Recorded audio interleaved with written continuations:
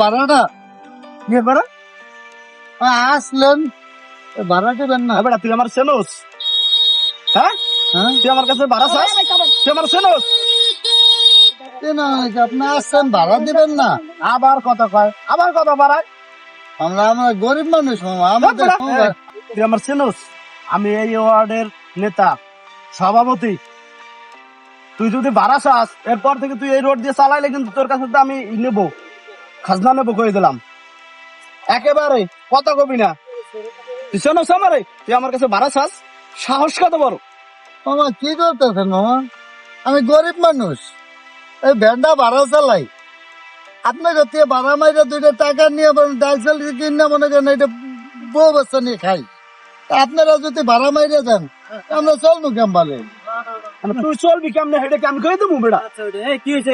কোনো সময় টাকা পাবি না। কি হয়েছে কাকা? কি হয়েছে কাকা? মামা এই যে ওই স্টাফ থেকে আসছে, কিছু হয় না, তেমন কিছু হয় না। দাদা তোর কাছে শুনতে চাইছি। স্টাফ থেকে আসছে মামা, 100 টাকা ভাড়া হয়। তো এইগুলো আমরা গরিব মানুষ ভাড়া চালাই খাই। আর এ বলে রাজনৈতিক নেতা, এটা সভাপতি। তো দেশে তো এখন কোন জায়গার নেতা?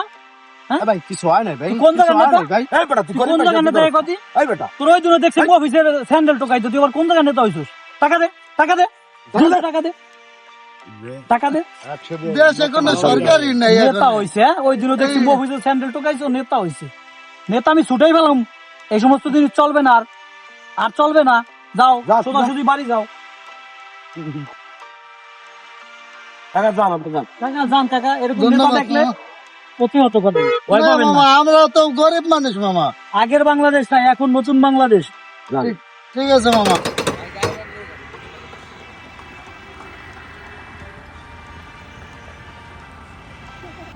হঠাৎ করে গজিয়ে ওঠা কিছু পাতি নেতা সমাজের এইভাবে দরিদ্র মানুষের সাথে জুলুম, নির্যাতন এবং তাদের যে প্রাপ্য থেকে তাদেরকে বঞ্চিত করছে, যার ফলে বিভিন্ন সংগঠনে বদনাম হচ্ছে।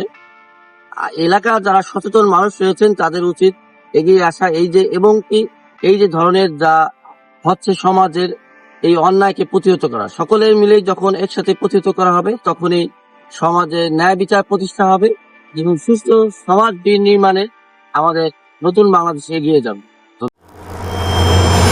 মিশন বেডি।